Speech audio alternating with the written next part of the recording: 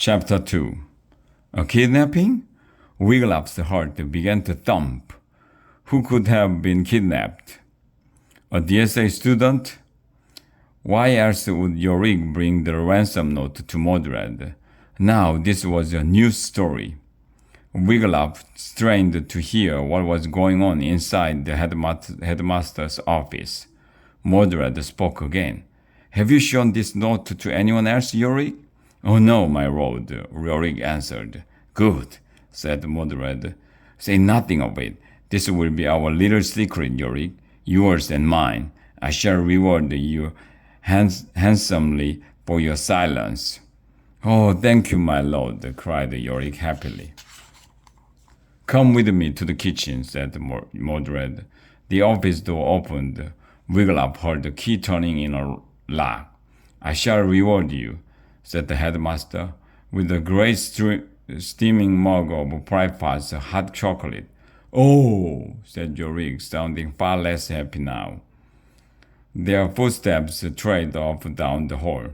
Wiglaf quickly struggled out of the armor. Angus did too. He rushed over to Wiglaf. Did you hear that? Angus whispered. Wiglaf nodded. Do you think Mordred will pay the ransom? Not a chance, said Angus. We must have found out who's been kidnapped, said Wiglaf. We must try to help. We must? Angus didn't sound so sure. Maybe Mordred left the ransom note inside his office. Let's see. Angus jiggled the doorknob this way and that. The door opened. Wiglaf's heart thumped with fear as he slipped into the headmaster's office. He shuddered to think of what Mordred would do if he caught them snooping. The lads searched Mordred's desk. No note. They looked between his couch cushions and under all his many pillows. They found nothing. Wiglaf glanced into Mordred's trash bin. He saw torn pieces of parchment. He gasped. There it is. He lifted up the ransom note. Wiglaf and Angus began picking parchment scraps out of the trash bin. The lads stuffed the pieces into their pockets. Then Angus grabbed more parchment from Mordred's desk. He tore it to bits and tossed them into the bin. The lads quickly left the headmaster's office. Let us go up to the library to piece the note together, said Wiglaf. Mordred will never come up there. The lads hurried to the south tower. Brother Dave? Wiglaf called out of breath from running up the 427 steps to the DSA library. There was no answer. Wham! Angus called, panting loudly. They heard not a peep from the young dragon who lived part-time in the library. Look, said Angus. Brother Dave left a note on his desk. Dear readers, I have gone to pick up a new book order. I shall return soon with Who Threw Sir Mortimer Whipplewort by Howard I Know, All My Fingers and Thumbs by Count and Teuton, Get Out of Dead Now by Owen New Money, When Will Tomorrow Come by Juan Day Soon. Angus and Wiglaf emptied their pockets onto the library table. They sat down and began piercing torn edges of parchment scraps together. Soon, thin black lines began to form into words, tonight and gold. "'Tis not only words," said Angus. "There is also a map. Look!" Wiglaf put the last few pieces in place. Angus pasted them down on a second sheet of parchment with Brother David's library past.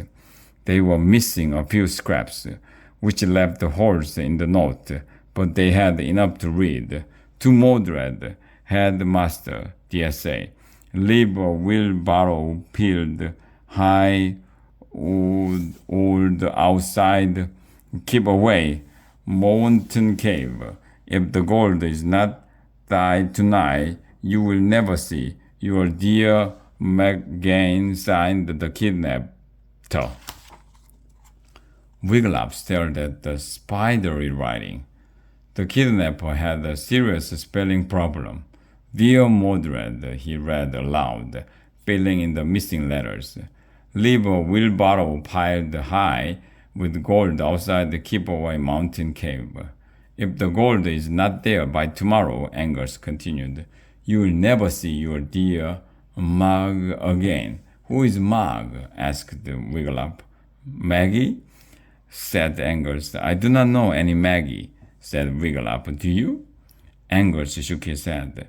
Wiglaf read the note again.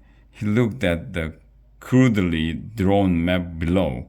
He showed a path leading north from DSA to Keepaway Mountain. A blob about halfway between the two was labeled TV. TV? That must be Toenail Village, said Wiglaf. That means Keepaway Mountain cave is not far from here. If we walk quickly, we can reach it this afternoon. Why would we want to do that? Asked Angus. To rescue whoever has been kidnapped, said Wiglaf. And this is big news, Angus. Think of the story we could write. Surely Erica would put it on the front page of the DSA news. But what if the kidnapper kidnaps us? Angus shuddered at the thought. If you had been kidnapped, would you not want someone to come to your rescue? Asked Wiglaf. Of course, said Angus. I would want someone bold and brave like Sir Lancelot to rescue me, not some little pipsqueaks like us. Well, do you see Sir Lancelot here? Asked Wiglaf. No, and the rescue must take place tonight. Angus shook his head.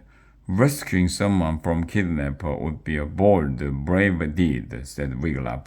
Angus stared at his friend.